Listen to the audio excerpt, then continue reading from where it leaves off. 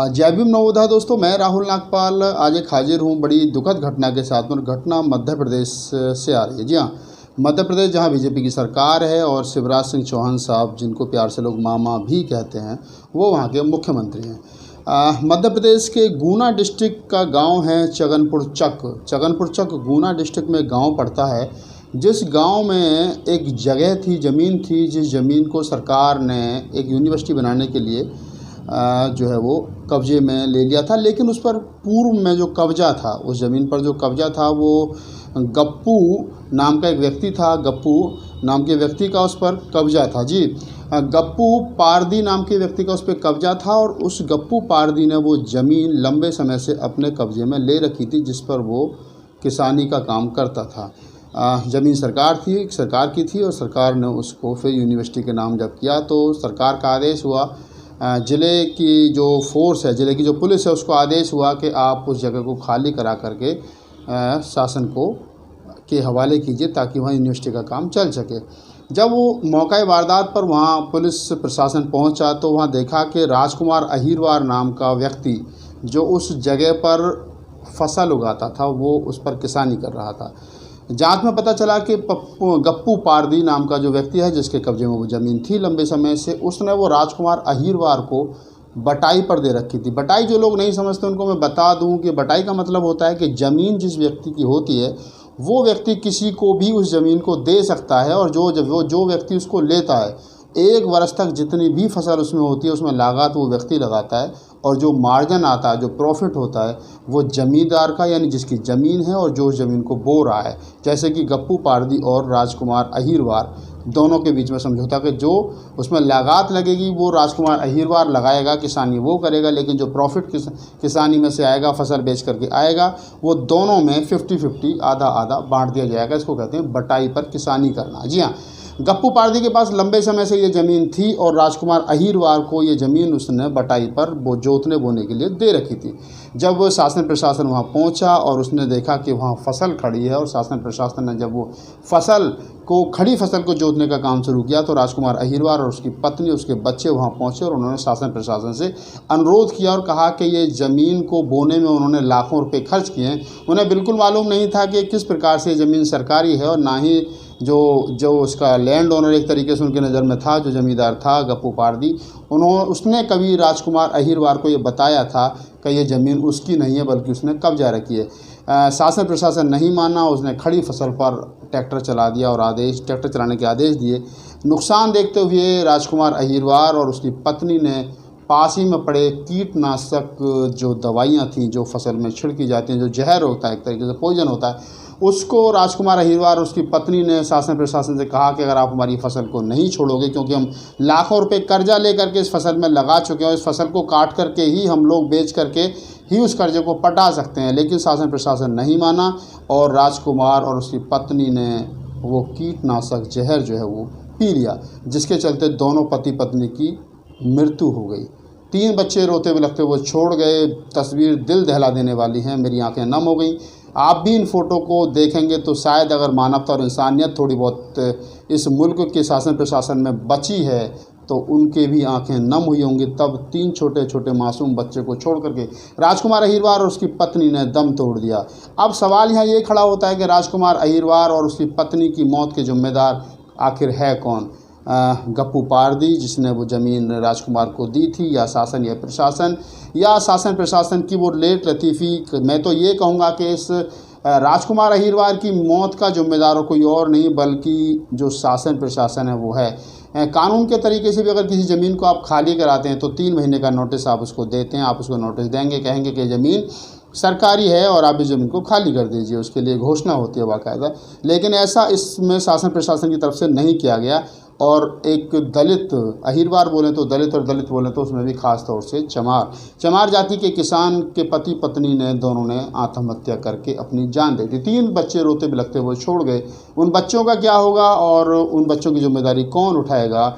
उन बच्चों का पालन पोषण कौन होगा? एक तरफ तो सरकार कहती है सबका साथ सबका विकास, और दूसरी तरफ इस तरीके की जब घटनाएं सामने आती हैं तो लगता है कि बीजेपी ने कसम खा रखी है दलितों को टारगेट करके उनकी या तो अपने सिस्टम के तहत उनकी मृत्यु या हत्या हो करवा देने की, या फिर इस प्रकार से जिस प्रकार राजकुमार अहीरवार और उसकी पत्नी ने इस सिस्टम से परेशान होकर के अपने 3 बच्चों को रोते बिलखते छोड़ करके उन्होंने आत्महत्या कर ली है। इससे भी ज़्यादा दुख की बात यहाँ ये है कि जब उत्तर प्रदेश के अंदर विकास दुबे का एनकाउंटर होता है तो देश के तमाम बड़े नेता उस पर टिप्पणी देते हैं, ट्वीट करते हैं और बात करते हैं। और तो और उत्तर प्रदेश की 4 बार की पूर्व की मुख्यमंत्री और बहुजन समाज की बड़ी नेता बहन कुमारी मायावती जी भी ये कहती हैं कि उत्तर प्रदेश का जो ब्राह्मण है वो सदमे में है, वो खौफ में है, वो डर में है, और एक व्यक्ति के लिए आप पूरे समाज को टारगेट नहीं कर सकते। बहन जी आगे भी कहती हैं कि उत्तर प्रदेश में ब्राह्मण जो है वो खौफ के साए में ज़िंदगी जी रहा है। बहन जी को ब्राह्मणों की चिंता है, अच्छी बात है, होनी चाहिए।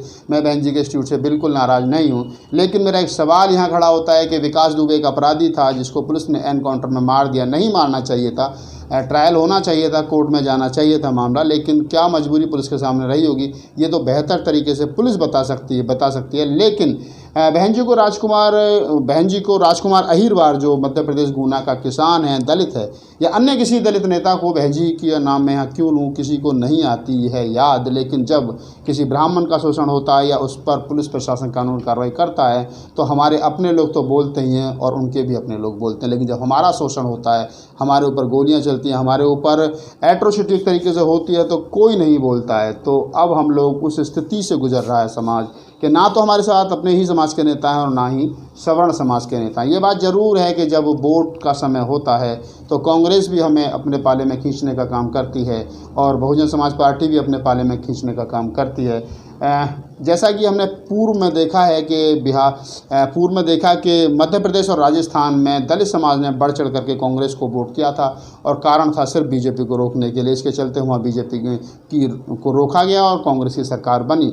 लेकिन कांग्रेस की चलती हुई सरकार को बीजेपी ने छीन लिया और शिवराज सिंह जी को वहाँ दोबारा से मुख्यमंत्री बना दिया गया। कांग्रेस के एमएलए को खरीदा गया, उनको मंत्री पद का लालच दिया गया, और जब से ये बीजेपी की सरकार वहाँ आई है तब से लेकर के आज तक दलितों पर अत्याचार बंद होने का या ख़त्म होने का नाम जो वो नहीं ले रहे हैं। राजकुमार अहीरवार या उनकी पत्नी एक मामला नहीं है, ये विषय है। ये सवाल खड़ा करता है उस सिस्टम पर जिस सिस्टम के तहत कहीं ना कहीं इस देश के SC ST OBC Bahujan Samaj के लोगों को आए दिन ऐसी घटनाओं से दो चार होना पड़ता है। मेरे देश के तमाम लोगों से, एक्टिविस्टों से और तमाम बहुजन समाज के उन प्रबुद्ध साथियों से अपील है कि इस दुख की घड़ी में राजकुमार अहीरवार और उनके पूरे परिवार के साथ हम लोग खड़े हैं और आप लोग भी इस आवाज़ को उठाइए, बुलंद कीजिए, क्योंकि स्ट्रीम मीडिया या प्रिंट मीडिया से उम्मीद नहीं है कि वो राजकुमार अहीरवार के इस मामले को कहीं दिखाएंगे। ये बात अलग है कि उन्होंने विकास दुबे के एनकाउंटर पर स्ट्रीम मीडिया ने प्राइम टाइम में बैठ करके घंटों घंटों डिबेट की,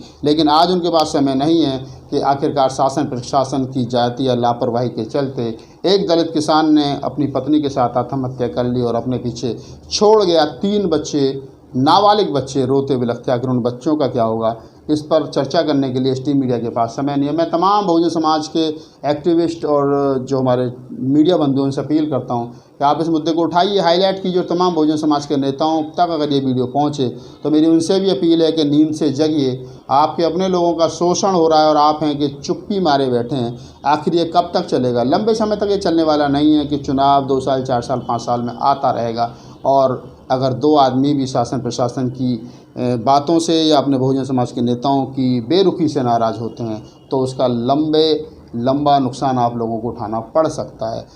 मैं चलते चलते बस यहाँ एक बात अपने लोगों के साथ साझा करना चाहूँगा कि मुल्क भर में जहाँ कहीं भी दलितों के ऊपर कोई एट्रोसिटी होती है तो और हमारे 131 सांसद जब सदन में नहीं बोलते हैं या सदन के बाहर वो नहीं बोलते हैं तो फिर मुझे यही कहना पड़ेगा लास्ट में कि अगर आपको चुन करके यहाँ इसलिए भेजा था कि दलितों पर कहीं एट्रोसिटी हो और आपको बोलें, लेकिन आप नहीं बोल रहे हैं तो फिर तो इससे बेहतर है कि इस राजनीतिक आरक्षण को ख़त्म कर देना चाहिए, ताकि कम से कम मन में ये मलाल ना रहे कि हमारे नेता सदन में नहीं हैं तो बोलेंगे कहाँ से। आज मलाल इस बात का है कि 131 सांसद और 1065 विधायक ऑल ओवर इंडिया के अंदर हैं और फिर भी दलितों के ऊपर कोई एट्रोसिटी होती है तो दूसरों से उम्मीद तो छोड़ दीजिए। जब आप ही लोग नहीं बोलते हो तो फिर दूसरों के लिए हम क्या कहें। तो या तो बोलिए मैं तमाम 131 सांसद और 1065 विधायकों से अपील करता हूं कि दलितों पर जब कब कहीं भी कोई भी एट्रोसिटी हो तो आप बोलिए, और अगर आप नहीं बोलते हो तो समझिए फिर इस देश का बहुजन समाज हुंकार उठेगा और कहेगा कि ये राजनीतिक आरक्षण